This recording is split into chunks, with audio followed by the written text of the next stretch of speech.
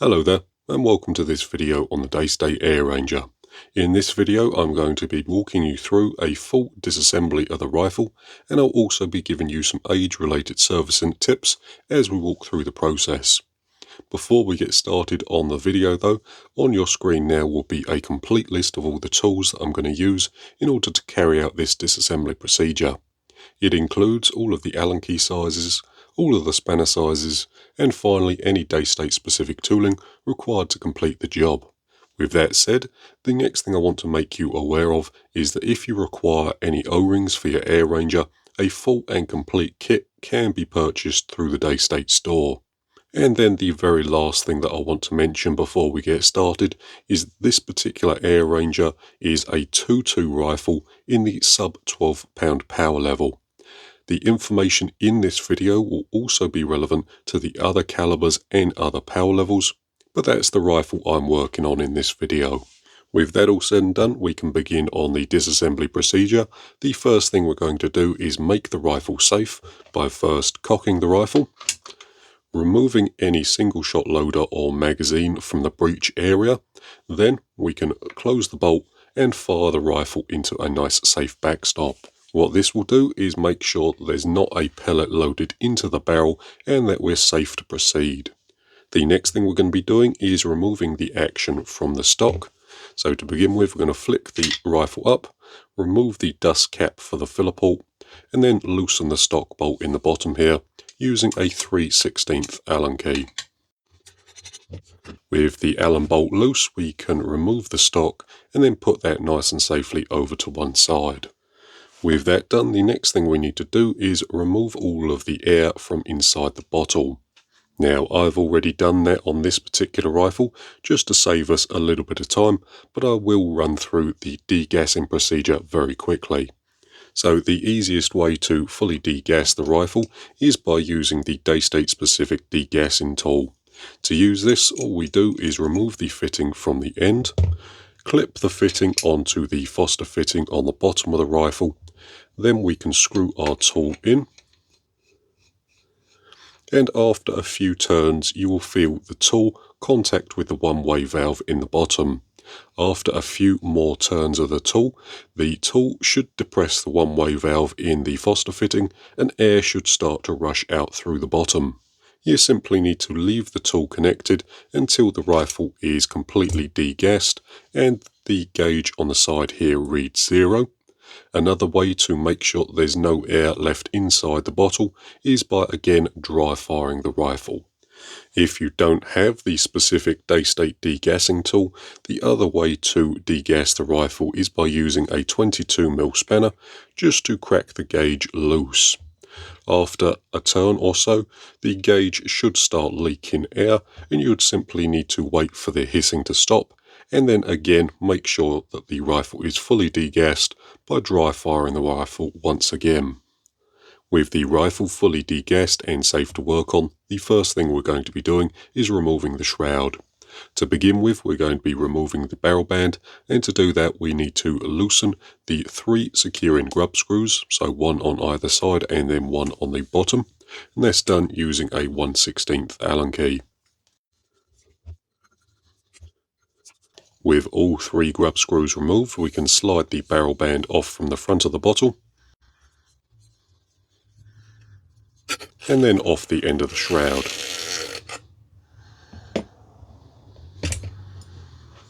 Up next, we can remove the shroud body by loosening the 2 securing grub screws in the back of the shroud, so one on either side, and we're going to be loosening those with a 5/64 Allen key. With both grub screws loose, we can slide the shroud off of the barrel, nice and carefully like so. If we wanted to, we could also further disassemble the shroud by unscrewing this end cap here. These are normally done up fairly tight from the factory, so I've gone ahead and pre-loosened this one just to save us a little bit of time. So there we have the end cap along with the baffle set there, and then finally we do have another piece still inside the shroud. To get that out, I'm just going to be using a pellet rod down the inside of the shroud to push that out the end. Right then, and there we have the shroud components. When they're all built up, they look something like that within the shroud body. This part here just goes around the outside of the barrel, and that helps centralize the shroud onto the barrel. We'll put these pieces over to one side. So next up, we'll separate the two halves of the block, and to do that we need to first loosen and remove the 6 securing screws, so 2 in the back, 2 in the middle, then 2 at the front. The 2 at the front can be done with a 3 30-seconds Allen key. The 2 in the middle can be removed using a flat-bladed screwdriver.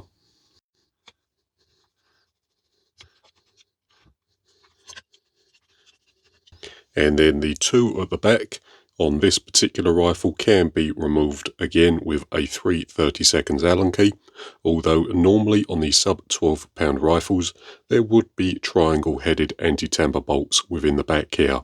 To remove these you would need the specific Daystate tool to remove the anti-tamper bolts. As this one has been fitted with standard bolts, I'm again just going to be bringing over my standard Allen key and removing those.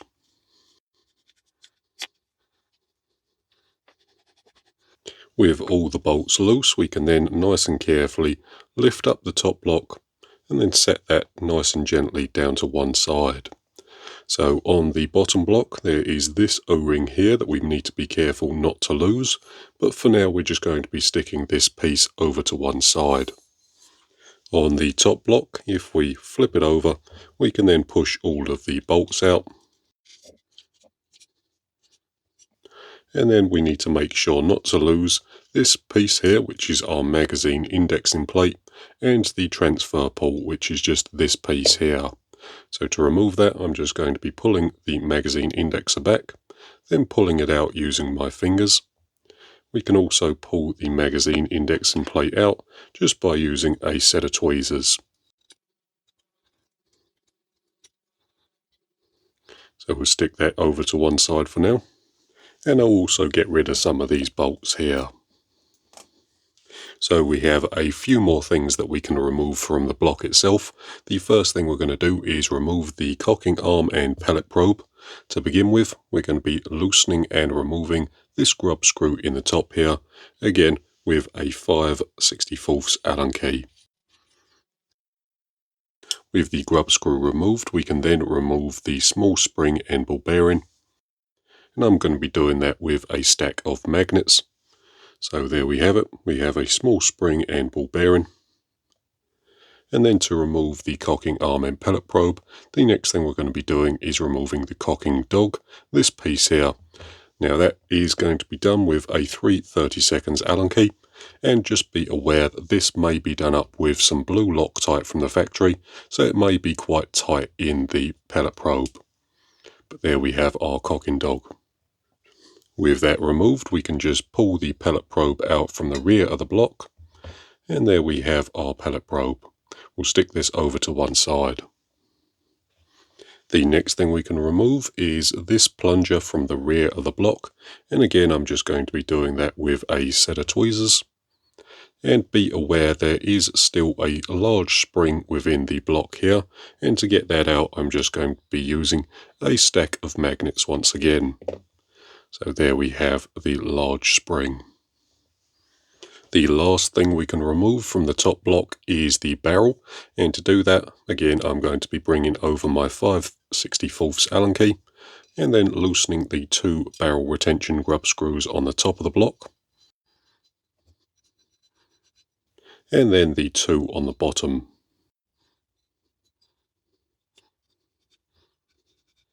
With the grub screws removed, we can just nice and carefully slide the barrel out from the block. The only other thing I'll make you aware of is that the 2 grub screws, so the 2 in the top and the 2 in the bottom, are slightly different lengths. The 2 in the top are the longer ones, the 2 in the bottom are the shorter ones. With the top block fully disassembled, we have uncovered a few O-rings, so I'll just very briefly run through their purpose and what happens when they leak. So the one on the pellet probe, this one here, seals on the inside of the barrel and stops gas from escaping back around the pellet probe when we take a shot. If this one has failed, you'll have air leaking from the breech area every time you take a shot. Another symptom of this O-ring failing is that the rifle may be low on power. The next two O-rings have a very similar job, so we have one in the top of the bottom block here, and we also have one in the bottom of the barrel just here. Both of these O-rings here seal along the brass transfer port, so this piece here, and if either one of these O-rings fail, air will be leaking out of the joint between the top and the bottom block. And again, another symptom of these two O-rings failing is that the rifle may be low on power. Right then, with that done, the next thing we're going to do is start work on the pressurized side of the rifle, starting off by removing the bottle and bottle housing from the main action. Before we get started on this, I do very briefly want to mention that both the bottle housing, and the bolts that hold the bottle housing onto the main block of the rifle are service parts, and they should be replaced once every 10 years. With that said, this isn't a legal requirement or anything like that. This is just a recommendation from the manufacturer, as this is the service life or the designed service life of these components here.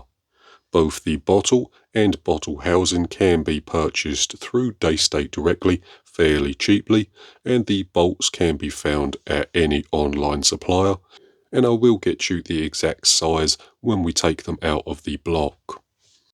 With that said, the first thing we're going to do is remove the bottle from the front just by unscrewing it. Now, if your bottle has not been off in quite some time, it may be screwed onto the housing quite tightly, so you may have to put the block in a vise with some nice soft jaw protection, then get on the bottle and unscrew it with both hands. If you're struggling to grip the bottle firmly, you can also put on something like a pair of nitrile gloves just to give you a little bit extra grip. With the bottle removed, we can now access the 5 securing bolts, and we're going to be loosening those using a 5 30-seconds Allen key.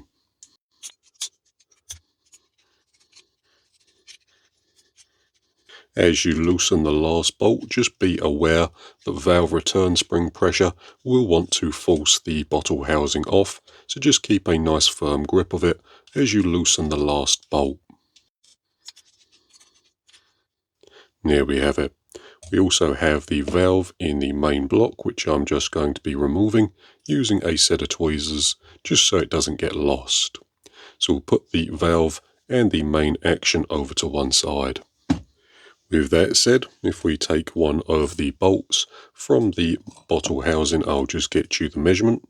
So the bolts are 27mm long, including the head, and the bolts themselves are standard M5 bolts. But with that said, we'll remove the last remaining bolts, put those over to one side, and now we can fully disassemble the bottle housing. To start off with, we're going to be removing the gauge from the side using a 22mm spanner. The gauge does have a dowty washer on the base of it, just be aware of that. And we are also going to be removing the Foster fitting from the end here, and that's going to be done using a 16mm spanner. On this particular part, both pieces came off as one piece, although sometimes the Foster fitting will come off and leave this spacer piece just on the block itself. If you want to get this off, you could always put it in something like a vise with some nice soft jaw protection and then unscrew it from the block. And again, if you wanted to separate these two components, you could put this piece in the vise and then loosen this piece using the same 16mm spanner. I've just gone ahead and cracked the two pieces loose, and if we remove the Foster fitting from the spacer piece, you can see we also have a one-way valve plunger in the base of the Foster fitting there. With those pieces disassembled, we've exposed another load of O-rings and dowty washers, and before we continue, I very briefly want to run through where each of these O-rings leak if they end up failing. So to start off with, we have an O-ring on the base of these threads here. This O-ring seals the joint between the bottle and the bottle housing. If this O-ring has failed, you'll have air leaking from the joint of these two components. If we bring over the gauge, you can see that the gauge has a dowty washer on the base of the threads. This seals the joint between the bottle housing and the gauge. So if this dowty washer has failed, you'll have air leaking out through this hole here. Moving on from that, the housing and the spacer are sealed by another dowty washer. And again, if this piece has failed, air will be leaking around this area here. The spacer piece and Foster fitting have a dowty washer between them, and if this dowty washer has failed, you'll have air leaking from the components here. This O-ring around the outside of the spacer isn't a sealing O-ring, it just insulates the cap and keeps it in position to stop it falling off from the bottom of the rifle. Moving on from that, we also have an O-ring on this one-way plunger here. If this O-ring has failed, air will be leaking constantly through this hole in the bottom of the Foster fitting. Moving on from that, we have an O-ring on the bottle housing here. This seals on the inside of this bore here, and if this O-ring has failed, you'll have air leaking out from the joint of these two components. Another piece that we removed earlier is the valve, so this piece here. The valve pin seals on the valve seat, which is still within the block of the rifle, so I'm just going to be removing that now. So this piece here is our valve seat. It comprises of two components, the outer O-ring and the inner peak seat. The valve seals on the inner peak seat, and the O-ring seals within this block here. If either of these two seals have failed, air will be constantly leaking out of the end of the barrel. And again, I will mention that a complete O-ring kit is available for this rifle on the Daystate store. Other spare parts include the Harper valve and also the one-way valve for the Foster fitting, so you can buy these components individually if you so choose. The next thing we're going to be removing is the trigger assembly. Before we get started, I do very briefly want to mention that my trigger assembly looks slightly different from your one. This rifle was used as a laser training rifle in the past, however it's been converted back into a standard air rifle. The only real difference is that there was a switch mounted here in its previous life, however that has been removed, so my back section looks slightly different from your one. Normally there would be an additional securing screw in the back here, but on this rifle it's been removed. Whatever the case, the trigger guard can be removed by loosening the two screws, one at the front, one at the back, just by using a flat-bladed screwdriver. As you loosen that first one, just keep a grip of the small nut in between these pieces here, and then you can remove the screw and the nut from the housing. Next, we can start removing some of the trigger components, starting off with the small spacer piece, which is held in by this screw here. This screw can be removed using a 3/32 Allen key. And with the screw removed, I'm just going to be using a set of needle nose pliers to remove the spacer piece from the trigger housing. With that removed, we can now start pushing some pins out, starting by removing this pin in the back here, and I'm just going to be pushing that out using a small Allen key. As you remove the pins, just keep a grip of the trigger components, as some of them have a small spring in the back. But that's the first piece there, the trigger blade.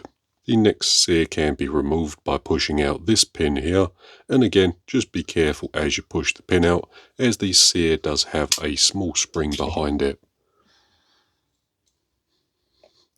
And then the last one is held in by this pin here.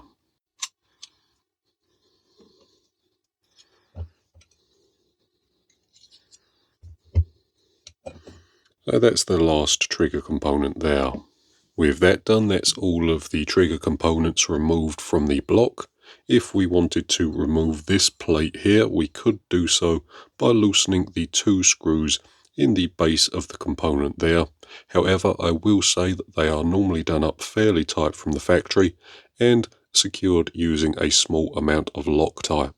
So I wouldn't advise removing the plate unless you really need to. Up next, we're going to be removing the safety, the hammer spring, and then the hammer from the main block.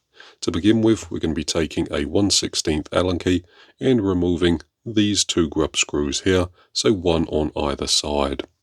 As you remove these grub screws, just keep a firm grip of the safety, as hammer spring pressure will want to force it off.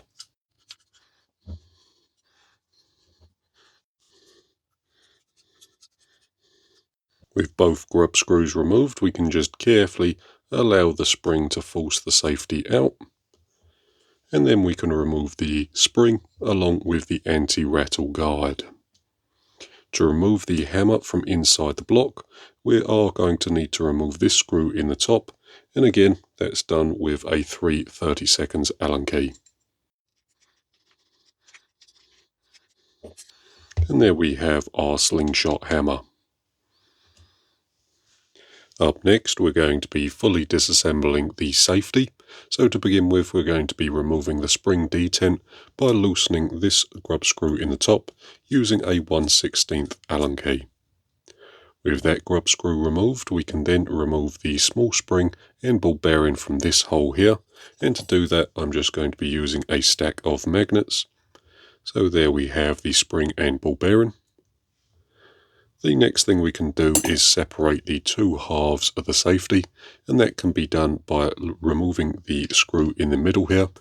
And that's done using a nice wide flat-bladed screwdriver. This will be held on by some Loctite from the factory, so just be nice and careful as you remove it. And then we can just separate the two halves of the safety. The next thing we can remove is the safety itself, so the safety pin, or the safety screw I should say. This can be removed by first loosening the locking nut using a 1/4 inch spanner, and then we can just unscrew the screw by hand. From the factory, the sub 12-pound rifles will also be fitted with an anti-tamper pin through this hole here. However, on this particular rifle, it has been removed. With that said, that's the safety fully disassembled. Right then, the next thing we're going to be doing is fully disassembling the slingshot hammer. Now, to be honest with you, there's probably no real reason why you would need to disassemble your hammer, but I will do so just in case you ever need to service it. The first thing we're going to do is rotate this brass piece at the back here until we expose the small grub screw in the side. With that done, we can take a 2mm Allen key and remove the grub screw from the middle, setting that down nice and carefully. With that done, we're going to be taking a long M4 bolt and lightly screwing it into the side. We can then get a nice firm grip on the M4 bolt, and then use a wide flat-bladed screwdriver to loosen this brass piece at the back. Now, from the factory, this brass piece will be done up using a fair amount of red Loctite, and I have gone ahead and pre-loosened this just to save us a little bit of time. But with that removed, we can remove the M4 bolt from the side and slide the hammer weight out through the front. The last part we can remove is the striking face, which is this piece here, and we can do that nice and simply by using an M3 or a 3mm Allen key through the back here. With that done, that's the hammer fully disassembled, and I'll explain how the hammer works when we come to rebuild the rifle. For now though, we'll stick all of this over to one side. Right then, with that all said and done, that's pretty much the rifle fully disassembled. The last thing we could do, if we really wanted to, is separate the valve housing from the action. To do that, the first thing we're going to be doing is removing the two securing screws, one on either side, and we're going to be doing that using a 3/32 Allen key. The next thing we're going to be doing is removing the stock bolt fitting, this piece here, and we're just going to be loosening that using an adjustable spanner. With that loose, we can loosen this grub screw here, and that's done with a 1/8 Allen key. The last thing we need to do is knock out this pin from the action, and that will allow us to separate these two pieces here. So I'll get that knocked out, then I'll bring you back. To knock the pin out nice and easily, all I did was clamp the action in a vise with some nice soft gel protection, just like so. Then I used a 4mm punch just to punch the pin out through the end. So there's our pin removed. To separate these two pieces here, the first thing we're going to do is remove this O-ring from the top here, just so it doesn't get caught up as we separate the two pieces. And then we're just going to pull the two pieces apart. Nice and carefully, like so. With that all said and done, the last thing we can do is remove this brass cap and expose the valve stem seal. And to do that, I'm just going to be coming through with a nice wide flat-bladed screwdriver, then loosening the cap. These will be done up fairly tight from the factory, and this one did have a small amount of Loctite present on the nut itself. But nice and carefully, and we was able to remove it. With that said, the last O-ring in the rifle is just this one here. So this is the valve stem seal, and if this one has failed, air will be able to leak through into the hammer housing when the rifle is fired. So this isn't a permanent pressure seal, it only sees pressure when the rifle is fired. And I will mention that you can access that O-ring there without separating these two pieces. You just need to use a long flat-bladed screwdriver through the block and then loosen the nut there. But with that all said and done, that's pretty much going to do it for this particular video. In our next video, we'll be taking all of these individual components and fully rebuilding them into a functioning rifle. So, thank you very much for watching this video. I hope it has been interesting or useful, and I'll see you in the next one.